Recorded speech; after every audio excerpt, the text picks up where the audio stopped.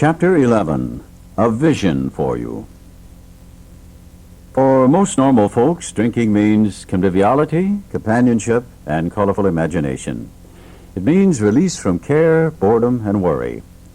It is joyous intimacy with friends and a feeling that life is good. But not so with us. In those last days of heavy drinking, the old pleasures were gone. They were but memories. Never could we recapture the great moments of the past.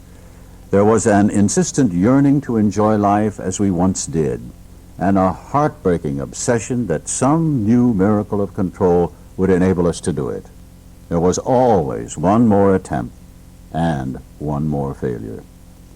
The less people tolerated us, the more we withdrew from society, from life itself. As we became subjects of King Alcohol, shivering denizens of his mad realm, the chilling vapor that is loneliness settled down. It thickened, ever becoming blacker. Some of us sought out sordid places, hoping to find understanding, companionship, and approval. Momentarily we did. Then would come oblivion and the awful awakening to face the hideous four horsemen: terror, bewilderment, frustration, despair. Unhappy drinkers who read this page will understand. Now and then, a serious drinker, being dry at the moment, says, "I don't miss it at all. Feel better, work better, having a better time." As ex-problem drinkers, we smile at such a sally. We know our friend is like a boy whistling in the dark to keep up his spirits. He fools himself. Inwardly, he would give anything to take half a dozen drinks and get away with them. He will presently try the old game again, for he isn't happy about his sobriety. He cannot picture life without alcohol. Someday he will be unable to imagine life either with alcohol or without it. Then he will know loneliness such as few do. He will be at the jumping-off place. He will wish for the end. We have shown how we got out from under. You say, "Yes, I'm willing. But am I to be consigned to a life where I shall be stupid, boring, and glum, like some righteous people I see? I know I must get along without liquor, but how can I? Have you a sufficient substitute?" Yes, there is a substitute, and it is vastly more than that. It is a fellowship in Alcoholics Anonymous. There you will find release from care, boredom, and worry. Your imagination will be fired. Life will mean something at last. The most satisfactory years of your existence lie ahead. Thus we find the fellowship, and so will you. How is that to come about, you ask? Where am I to find these people? You are going to meet these new friends in your own community. Near you, alcoholics are dying helplessly like people in a sinking ship. If you live in a large place, there are hundreds. High and low, rich and poor, these are future fellows of Alcoholics Anonymous. Among them, you will make lifelong friends. You will be bound to them with new and wonderful ties, for you will escape disaster together, and you will commence shoulder to shoulder your common journey. Then you will know what it means to give of yourself, that others may survive and rediscover life. You will learn the full meaning of love thy neighbor as thyself. It may seem incredible that these men are to become happy, respected, and useful once more. How can they rise out of such misery, bad repute, and hopelessness? The practical answer is that since these things have happened among us, they can happen with you. Should you wish them above all else, and be willing to make use of our experience, we are sure they will come. The age of miracles is still with us. Our own recovery proves that. Our hope is that when this chip of a book is launched on the world tide of alcoholism, defeated drinkers will seize upon it to follow its suggestions. Many, we are sure, will rise to their feet and march on. They will approach still other sick ones, and fellowships of Alcoholics Anonymous may spring up in each city and hamlet, havens for those who must find a way out. In the chapter, Working with Others, you gathered an idea of how we approach and aid others to health. Suppose now that through you, several families have adopted this way of life. You will want to know more of how to proceed from that point. Perhaps the best way of treating you to a glimpse of your future will be to describe the growth of the fellowship among us. Here is a brief account. Years ago, in 1935, one of our number made a journey to a certain western city. From a business standpoint, his trip came off badly. Had he been successful in his enterprise, he would have been set on his feet financially, which at the time seemed vitally important. But his venture wound up in a lawsuit and bogged down completely. The proceeding was shot through with much hard feeling and controversy. Bitterly discouraged, he found himself in a strange place, discredited and almost broke. Still physically weak and sober but a few months, he saw that his predicament was dangerous. He wanted so much to talk with someone, but whom? One dismal afternoon, he paced a hotel lobby wondering how his bill was to be paid. At one end of the room stood a glass-covered directory of local churches. Down the lobby, a door opened into an attractive bar. He could see the gay crowd inside. In there, he would find companionship and release. Unless he took some drinks, he might not have the courage to scrape an acquaintance and would have a lonely weekend. Of course, he couldn't drink, but why not sit hopefully at a table, a bottle of ginger ale before him? After all, had he not been sober 6 months now? Perhaps he could handle, say, 3 drinks, no more. Fear gripped him. He was on thin ice. Again, it was the old insidious insanity, that first drink. With a shiver, he turned away and walked down the lobby to the church directory. Music and gay chatter still floated to him from the bar. But what about his responsibilities, his family, and the men who would die because they would not know how to get well? Ah, yes, those other alcoholics. There must be many such in this town. He would phone a clergyman. His sanity returned, and he thanked God. Selecting a church at random from the directory, he stepped into a booth and lifted the receiver. His call to the clergyman led him presently to a certain resident of the town, who, though formerly able and respected, was then nearing the nadir of alcoholic despair. It was the usual situation: home in jeopardy, wife ill, children distracted, bills in arrears, and standing damaged. He had a desperate desire to stop, but saw no way out, for he had earnestly tried many avenues of escape. Painfully aware of being somehow abnormal, the man did not fully realize what it meant to be an alcoholic. A footnote here informs that this refers to Bill's first visit with Dr. Bob. These men later became co-founders of AA. Bill's story opens the text of this book. Dr. Bob's heads the story section. When our friend related his experience, the man agreed that no amount of willpower he might muster could stop his drinking for long. A spiritual experience, he conceded, was absolutely necessary, but the price seemed high upon the basis suggested. He told how he lived in constant worry about those who might find out about his alcoholism. He had, of course, the familiar alcoholic obsession that few knew of his drinking. Why, he argued, should he lose the remainder of his business only to bring still more suffering to his family by foolishly admitting his plight to people from whom he made his livelihood?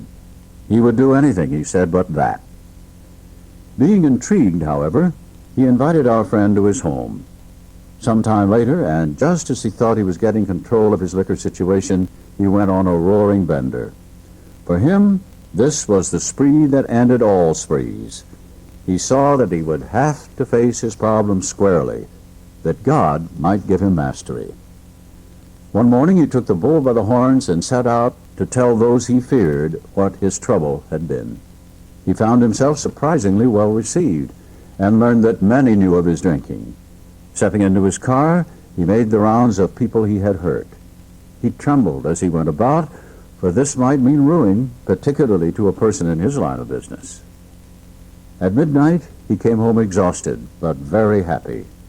He has not had a drink since.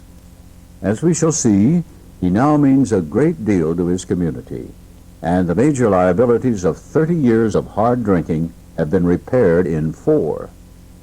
But life was not easy for the two friends. Plenty of difficulties presented themselves. Both saw they must keep spiritually active. One day, they called up the head nurse of a local hospital. They explained their need and inquired if she had a first-class alcoholic prospect. She replied, "Yes, we've got a corker. He's just beaten up a couple of nurses. Goes off his head completely when he's drinking. He's a grand chap when he's sober, though he's been in here 8 times in the last 6 months. Understand he was once a well-known lawyer in town, but just now we've got him strapped down tight." A footnote tells us that this refers to Bill's and Dr. Bob's first visit to AA number 3. This resulted in AA's first group at Akron, Ohio in 1935. Here was a prospect, all right, but by the description, none too promising. The use of spiritual principles in such cases was not so well understood as it is now, but one of the friends said, "Put him in a private room. We'll be down." 2 days later, a future fellow of Alcoholics Anonymous stared glassily at the strangers beside his bed. "Who are you fellows, and why this private room? I was always in a ward before." Said one of the visitors, "We're giving you a treatment for alcoholism." Hopelessness was written large on the man's face as he replied, "Oh, but that's no use. Nothing would fix me. I'm a goner. The last 3 times I got drunk on the way home from here. I'm afraid to go out the door. I can't understand it." For an hour, the 2 friends told him about their drinking experiences. Over and over he would say, that's me, I drink like that." The man in the bed was told of the acute poisoning from which he suffered, how it deteriorates the body of an alcoholic and warps his mind. There was much talk about the mental state preceding the first drink. "Yes, that's me," said the sick man, "the very image. You fellows know your stuff all right, but I don't see what good it'll do. You fellows are somebody. I was once, but I'm a nobody now. From what you tell me, I know more than ever I can't stop." At this, both visitors burst into a laugh. Said the future fellow anonymous, "Damn little to laugh about that I can see." The 2 friends spoke of their spiritual experience and told him about the course of action they carried out. He interrupted, "I used to be strong for the church, but that won't fix it. I've prayed to God on hangover mornings and sworn that I'd never touch another drop, but by 9 o'clock I'd be boiled as an owl." Next day found the prospect more receptive. He'd been thinking it over. "Maybe you're right," he said. "God ought to be able to do anything." Then he added, "He sure didn't do much for me when I was trying to fight this booze racket alone."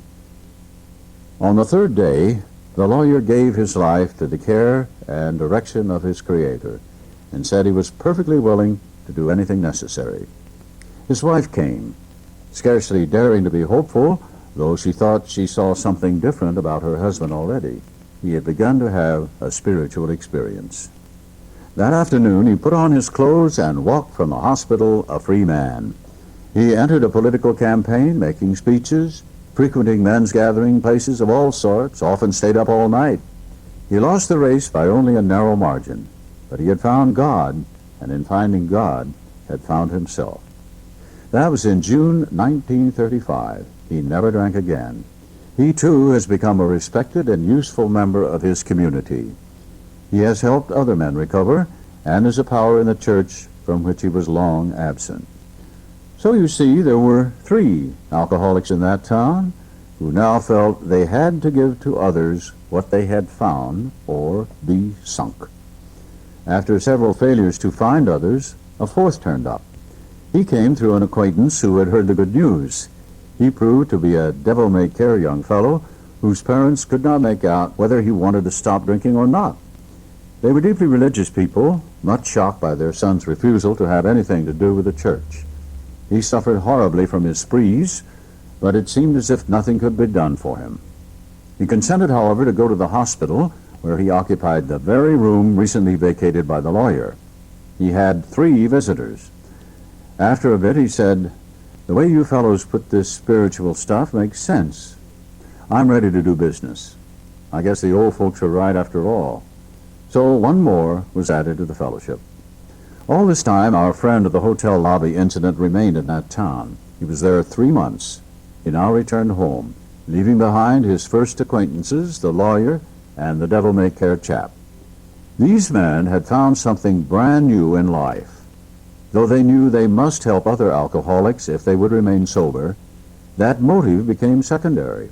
It was transcended by the happiness they found in giving themselves for others. They shared their homes, their slender resources, and gladly devoted their spare hours to fellow sufferers. They were willing by day or night to place a new man in the hospital and visit him afterward. They grew in numbers.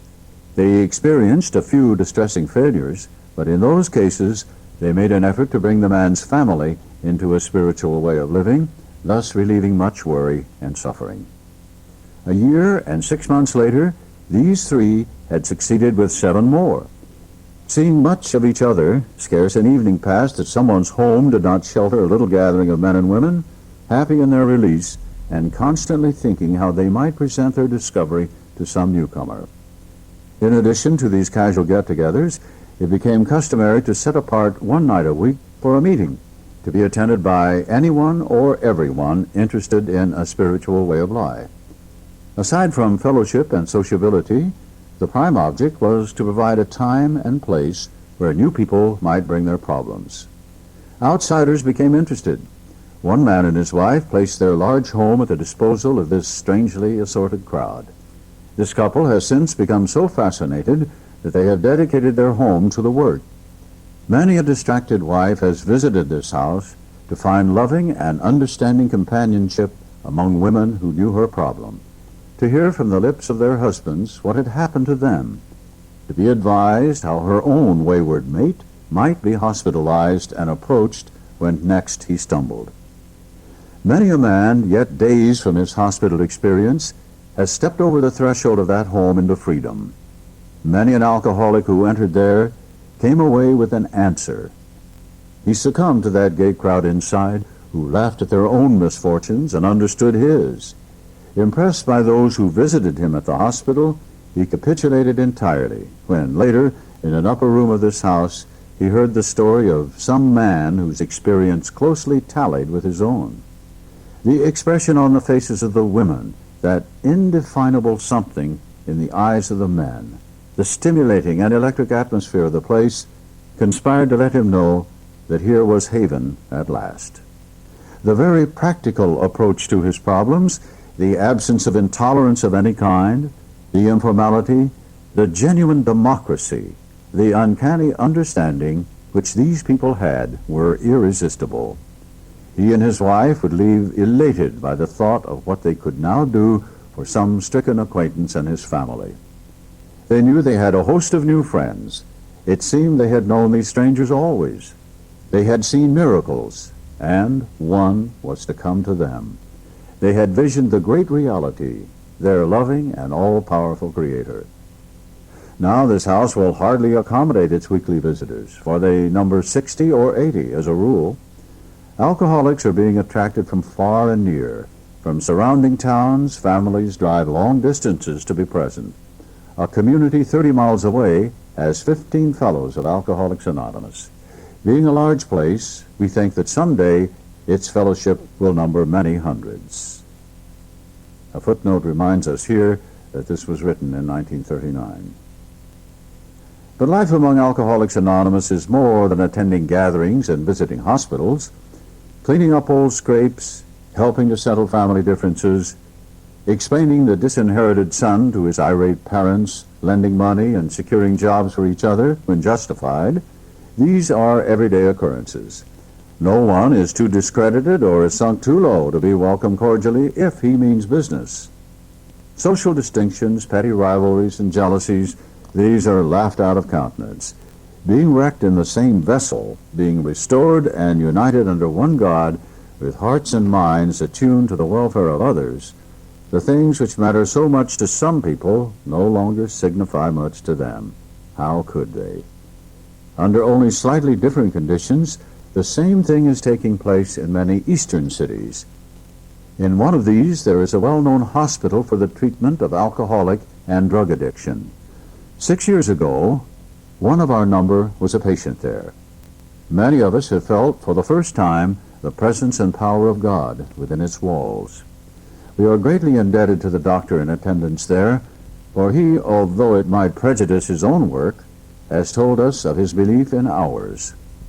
Every few days, this doctor suggests our approach to one of his patients. Understanding our work, He can do this with an eye to selecting those who are willing and able to recover on a spiritual basis. Many of us former patients go there to help. Then, in this eastern city, there are informal meetings such as we have described to you, where you may now see scores of members. There are the same fast friendships. There is the same helpfulness to one another as you find among our Western friends. There's a good bit of travel between East and West, and we foresee a great increase in this helpful interchange. Someday, we hope that every alcoholic who journeys will find a fellowship of Alcoholics Anonymous at his destination. To some extent, this is already true. Some of us are salesmen and go about.